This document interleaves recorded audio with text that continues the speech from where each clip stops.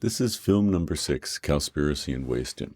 In 2019, author Jonathan Safran Foer published a book entitled We Are the Weather, Saving the Planet Begins at Breakfast, where he argued that each of us should adopt a plant-based diet if we want to save the planet from catastrophic climate change. Hence, saving the planet begins when we eat breakfast and otherwise. Since such a switch could make a significant dent in the climate crisis, if adopted by everyone, I definitely applaud this as a step in the right direction and think that this is on to something. According to Project Drawdown, which is the most comprehensive plan ever put forth to reduce global warming, and which is, of course, a reading for this course, the number one thing that we can do to roll back global greenhouse gas emissions does not involve wind turbines, solar panels, electric vehicles, or any sort of similar technologies. Instead, what is required is a cultural change regarding food. We need to waste far less of it and to switch to largely plant-based diets. Doing so would result in a staggering reduction of 155 gigatons of CO2 or equivalent greenhouse gas emissions. And that's from Project Drawdown scenario number 1. In comparison to this reduction, globally shifting fossil fuels to electricity generated by photoelectric solar panels rollbacks less than half that amount. The adoption of electric vehicles, far less than 10%. We should, of course, work on exploring a variety of technologies to help reduce our emissions. But it's important to keep their relative impact in perspective. Worldwide, agriculture is the second largest emitter of greenhouse gases, yet between 1/3 and 1/2 of all the food that we produce on this planet is wasted. Regarding the switch to largely plant-based diet, the same amount of greenhouse gases are released in producing 1 pound of beef as are released in producing 30 pounds. 30 pounds of lentils, which, is also a great source of protein. I know changing how we eat doesn't sound nearly as sexy as a self-driving electric car, but it would nonetheless be 10 times better for the planet. This is not to say that these changes will be easy. Indeed, it is arguably far easier to change our cars, such as by making them electric, than to change people's actions. And what and how we eat is a deeply personal thing and often central to our cultural identity. Nonetheless, we need to seriously roll up our sleeves and address the climate crisis at the breakfast table. Cowspiracy is a documentary on the environmental impact of eating meat. Here is how the filmmaker describes it, and I'm quoting here. Cowspiracy, the sustainability secret, is a groundbreaking, feature-length environmental documentary following intrepid filmmaker Kip Anderson as he uncovers the most destructive industry facing the planet today and investigates why the world's leading environmental organizations are too afraid to talk about it. Animal agriculture is the leading cause of deforestation, water consumption, and pollution. It is responsible for more greenhouse gases than the transportation industry, and it is a primary driver of rainforest destruction, species extinction, habitat loss, topsoil erosion, ocean dead zones, and virtually every other environmental ill. Yet it goes on, perhaps entirely unchallenged. And that's the end of that quote. Please note that the filmmaker Kip Anderson gets a few of his facts wrong. Animal products account for about 15% of global greenhouse gas emissions, not over 50% as they state in the film. Nonetheless, it is still a striking, thought-provoking film. By the way, what do you make of the fact that Anderson builds his argument on incorrect facts? Does it help by making the situation seem worse than it is? Or is it undercut by harming his credibility? You may already know about the environmental implications of the largely plant-based diet, but here is a little fact that may come as something of a surprise. While how we eat at breakfast and otherwise can have real impact on the planet and the environment more generally, switching to a largely plant-based diet is not the biggest thing that we can do in terms of food. Instead, we need to waste less, far less food. This is, as Project Drawdown made clear, would have a bigger impact in dealing with climate change than switching to largely plant-based diets. Hence, being freegan can be more important than being vegan. Not sure what a freegan is, and this is hardly surprising, as the word only recently entered the English language. As the venerable Oxford English Dictionary notes, a freegan is, quote, a person who eats discarded food, typically food from the refuse of shops or restaurants for ethical or ecological reasons. I know, when you put it that way, it doesn't sound very appetizing. But the idea is important, as food markets throw away an enormous amount of food. For example, if one egg in a carton of 12 is broken, supermarkets are required, at least here in the state of California, to discard the entire carton. If they do so with freegans in mind, they might coordinate with local freegans to allow them to pick up this and all sorts of otherwise discarded food, such as those past the sell-by date listed on the package. So does it sound like dumpster diving and a fringe activity?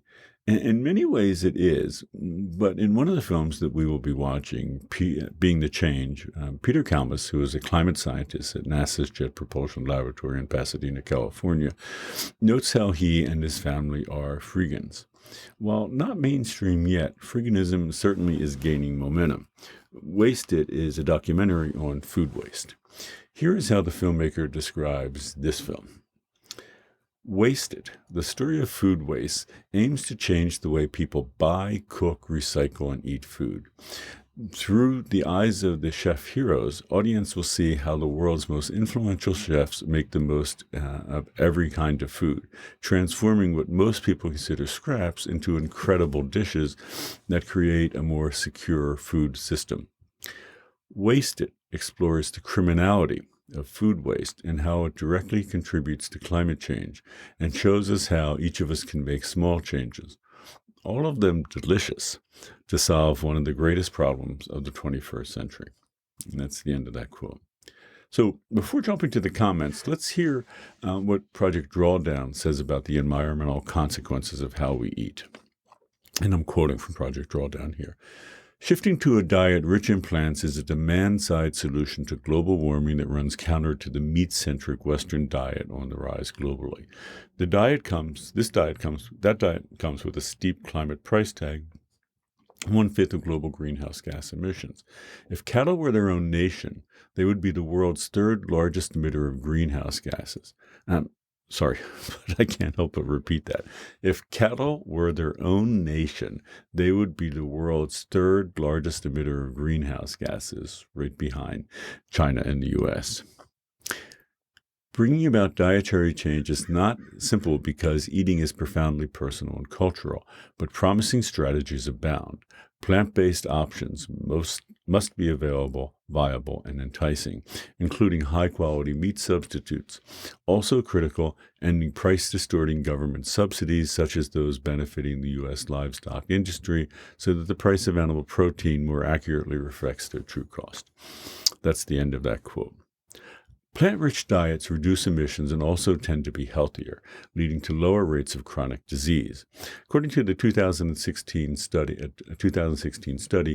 business-as-usual emissions can be reduced by as much as 70% through adopting a vegan diet, and 63% from a vegetarian diet, which includes, cheese, milk, and eggs.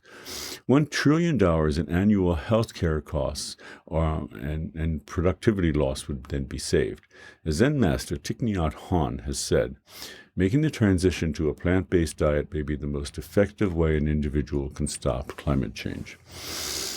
End of the quote. In my little lecture that asks, are you an architect of the future, I take up the issue of food and climate further. But for now, I'm curious to hear what you make of Cowspiracy and Waste It. So let's talk about the class discussion of Cowspiracy and Waste It. There are quite a few comments, such as the first one. So, quote, I watched Cowspiracy for the first time last year for my environmental science class. I haven't eaten red meat since. End of the quote. And similarly, this one, quote, I have officially become a vegetarian. While I have a lot of critique of the film, it definitely swayed me over to the green side, close quote. My friend and colleague John Foran, who is a professor in UCSB's sociology department, also often takes exit polls when he screens documentaries for his classes. He noted that students responded to and responded positively more to Cowspiracy than any other documentary that he has ever shown. And this underscores how incredibly important communication can be in mitigating the climate crisis. Many people simply do not realize how simple day-to-day activities like what they eat, such as beef, and how they get around, for example by car, can negatively and profoundly impact the Earth's climate. The good news is that once they learn, some individuals, like the two people who made these comments, will immediately respond by changing their personal actions. Hence, just getting the word out can be crucial, and going fully vegan isn't necessary, as Project Drawdown reveals that a vegetarian is also very good in terms of each of us reducing total greenhouse gas emissions. Indeed, as roughly 10% of worldwide anthropogenic GHG emissions come from cattle, and per capita, U.S. citizens consume far more than twice as much beef as the average person on Earth. Just cutting beef from your diet can make a huge difference for the average American. In other words, choosing a turkey burger over a beef one is, climate-wise, a big deal. However, sometimes just getting the message out isn't necessarily enough. Considering this following comment, quote, "I remember when this film, Cowspiracy, was released and people talking about it. I was about 18 or 19 years old. I remember not wanting to watch it and continue to be in a state of ignorance because I was afraid of what the documentary would reveal and what I would be told. And I didn't want to live in a state of guilt. I know, this is terrible." So, close quote. Well, this attitude is not all that terrible, or for that matter, all that unusual. This is an essential point, as some people are aware of the validity of the climate crisis and further believe that we need to collectively act. But when it comes to personal action and changes to our lives, things can begin to fall apart. A big part of the problem here is that, of course, habits, especially deeply personal ones, are tough to change. And the way that we eat is about as personal as you can get, as intimately tied up with family and culture. Back in 2014, journalist Naomi Klein published a book about climate change entitled "This Changes Everything." It's an apt title, as the climate crisis is going to necessitate that we change nearly everything about the way that we live. The way that we eat, is just one example. Because we are facing a range of problems, such as a social justice one, the good news is, that, as Klein made clear, is that this is an opportunity to address a number of issues that have long been with us. In other words, as we have seen, fast fashion is a problem, but as a social justice and environmental issue. Hence, by tackling it, we can address both these issues at once. However, many people, like the person who made this comment, want to continue in a state of ignorance because deep down they suspect that, in big and small ways, even when they, even including what they have for breakfast, will have to change in response to the crisis. This presents a communication challenge. Simply put, how do you reach folks like this one when they already suspect they know what you have to say and don't want to hear it? Not because they don't believe that it's true, but because they fear that it is, and hence will require them to change their lives. So the next quote. "Coming into this class with a consumer-based, animal product-heavy, and non-minimalist background makes me feel like the bad guy for why the climate crisis continues, which is why I continue to learn about things that I can change and improve how I live. But getting rid of meat is going to be tough for someone who is 6'3", 200 pounds, and plays sports of all kinds. It's kind of hard to ask. I do agree that big corporations need to stop thinking for profit alone and should consider the well-being of the planet. As I won't be cutting meat out of my daily meals, I can agree to be more mindful about what I am consuming." Close quote. We have long been told, for centuries, in fact, that we need to eat meat products, especially animal products, especially meat, to be healthy. Hence, to be at the pinnacle of fitness, which is required for competitive athletes, would require would definitely seem to necessitate eating meat. Although this sounds intuitively correct, it is in fact simply wrong. If you're interested in this topic, I suggest starting with the documentary The Game Changers, which may still be streaming from Netflix. As Arnold Schwarzenegger notes in the film, quote, "I ate a lot of meat. They showed me those commercials selling the idea that real men eat meat, serious man food. But you got to understand, that's marketing. That's not based on reality." And that's the end of Arnold's quote. As the filmmaker notes in the film, the narrator, James Wilkes, travels the world in a quest for truth about meat, protein, and strength, showcasing elite athletes, special ops soldiers, and visionary scientists to change the way that people eat and live. Along the way, he meets a variety of competitive athletes who eat almost exclusively plant-based diets. These range from triathletes and competitive cyclists to bodybuilders, weightlifters, football players, and heavyweight boxing champions. Like Kip Anderson and Cowspiracy, the makers of the documentary The Game Changers arguably cherry-picked their data.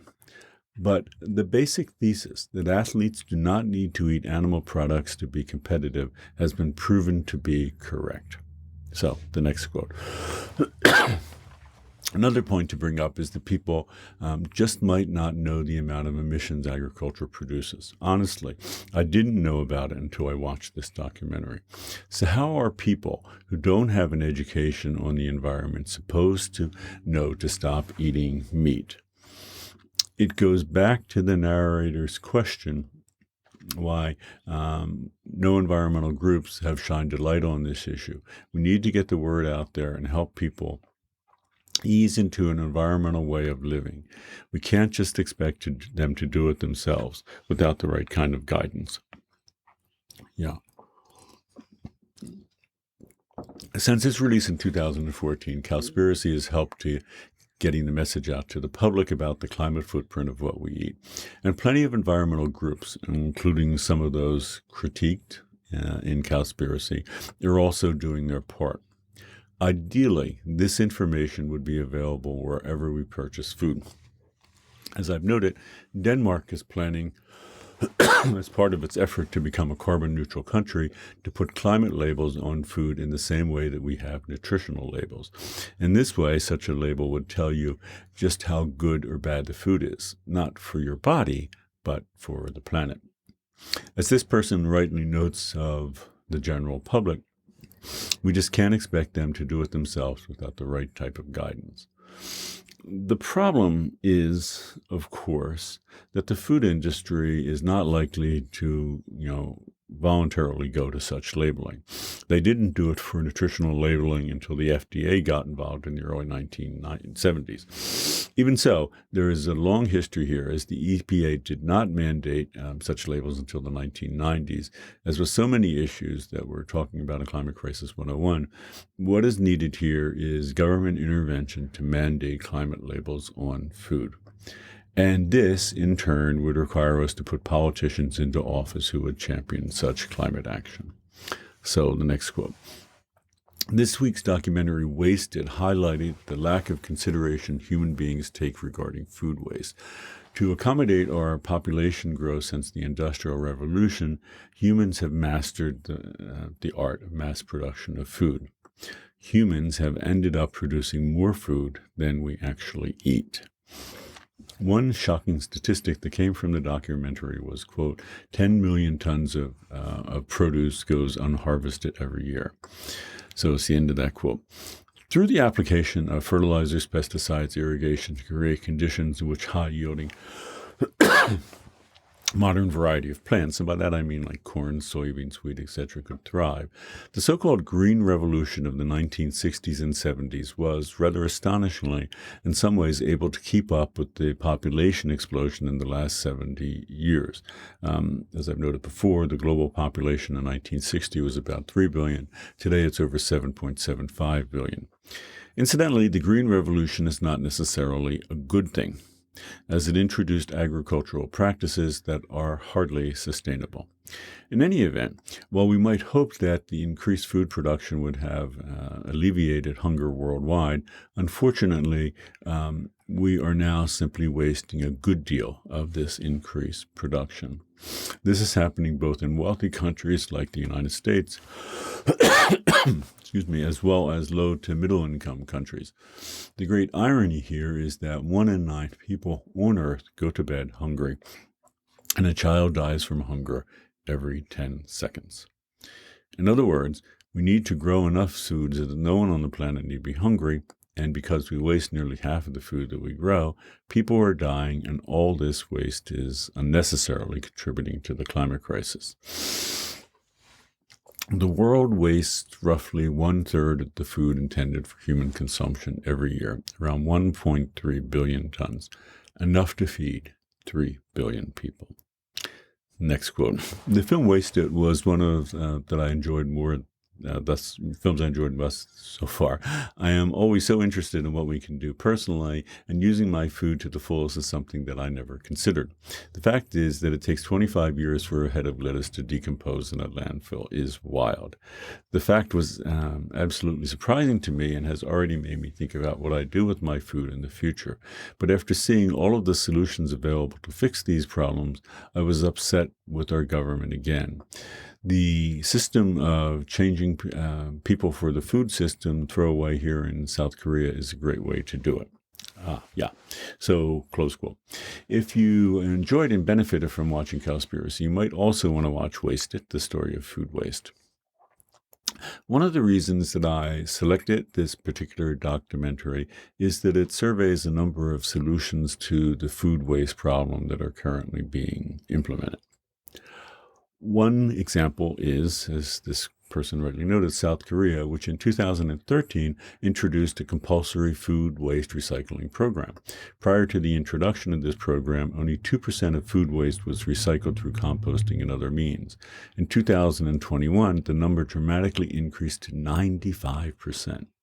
By comparison, over 90% of food in the U.S. ends up in landfills, where, as this person rightly notes, it can take 25 years for a head of lettuce to fully decompose. So the next quote.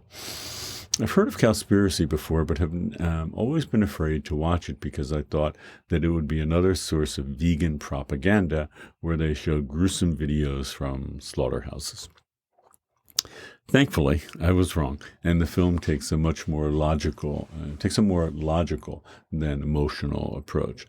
I think that this tactic makes the movie more digestible, I don't know if the pun was intended there, to the general public that isn't already vegan or vegetarian, close quote. This is an interesting comment for two reasons. First, the notion that there is vegan propaganda where they show gruesome videos in slaughterhouses. Although animal activists, have existed for at least 400 years in the West and much, much longer in other parts of the world. In the past 60 years, there's been a definite uptick of activity. I suspect that many people do indeed see it as vegan propaganda, but it's worth clarifying that Cowspiracy is not, generally speaking, a documentary advocating for animal rights. In other words, the documentary is not principally suggesting that we reduce or eliminate the consumption of animal products in order to reduce the suffering of animals, of livestock animals. Filmmaker Kip Anderson certainly seems sympathetic to animals. For example, he is definitely moved when a backyard farmer slaughters a duck in the film.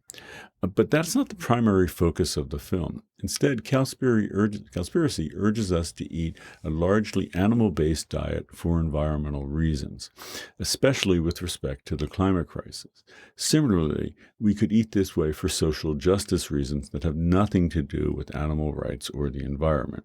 It has been argued that, and this is a quote, that if human beings consumed crops, i.e. corn and soybeans, instead of feeding them to animals, the world supply would be enriched by approximately 70% more food, which would adequately support another 4 billion people. Of course, someone could eat a plant-based diet for all three of these reasons: animal rights, social justice, and environmental. In that sense, it's a win-win-win proposition. Returning to this comment in the observation, Cowspiracy did not show gruesome videos from slaughterhouses. The decision to not do so may have stemmed from the fact that animal rights were not the principal focus of the documentary.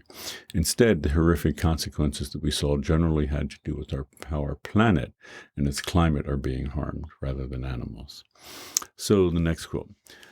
The film Cowspiracy immediately made me think back to a steakhouse that I went to that had a sign saying, "Hey, vegetarians, stop eating my food's food."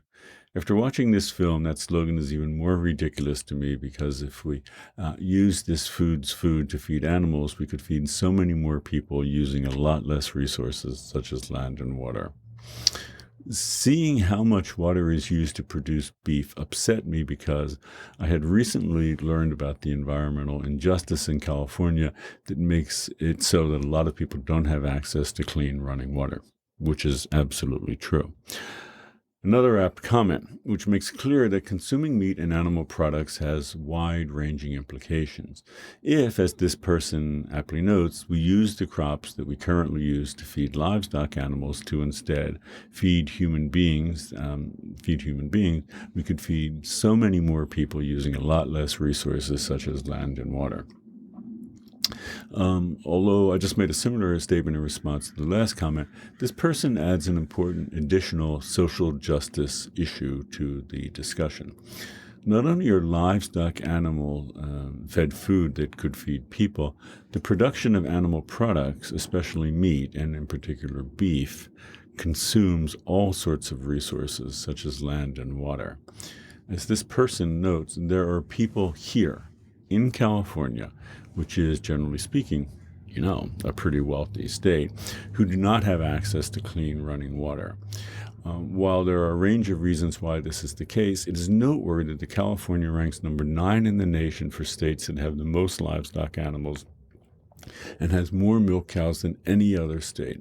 In other words, not only would we have enough food to feed everyone on the planet by a long shot, if we fed the food that we grow to people rather than livestock animals, we also have more than enough water to ensure that everyone in California has access to clean running water.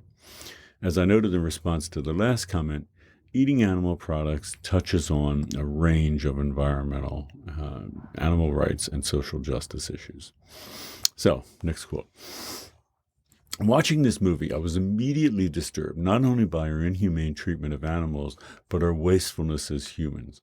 I know from my environmental science classes that as you go up, the tropic level, the amount of energy conserved is less and less, as eating meat is not and never will be the most effective way to consume food. That being said, I had never really pictured just how wasteful the system really is. We regrow all these crops like grain and corn, and instead of feeding them to the 3.5 billion people in poverty and food insecurity, we feed it to livestock. In addition to the grain, we use 2,500 gallons of water to produce a single pound of beef. That's a statistic that is literally baffling me. In a world where we're already running out of resources, we are taking precious farmland, water, and food and essentially wasting it by feeding it to animals who are only a small percentage of our, which only a small percentage of our population can afford to consume. Yeah, really well said. Although we have been addressing a number of the issues that the comment touches upon, it nicely brings them all together. First, as this person notes in reference to tropic levels, it is simple science. Eating meat is not and never will be the most efficient way to consume food. Second, I noted that 1 in 9 people go hungry every night. This is in many ways just the tip of the iceberg, as nearly half of the world's people live, as this person rightly notes, in poverty and with food insecurity. Third, The production of animal-based food consumes all sorts of resources. For example, it takes 2,500 gallons of water to produce a single pound of food, of beef, as this person notes. Fourth, as this person also succinctly notes, in a world where we already are running out of resources, we are taking precious farmland, water, and food and essentially wasting it by feeding it to animals, which only a small percentage of our population can afford to consume.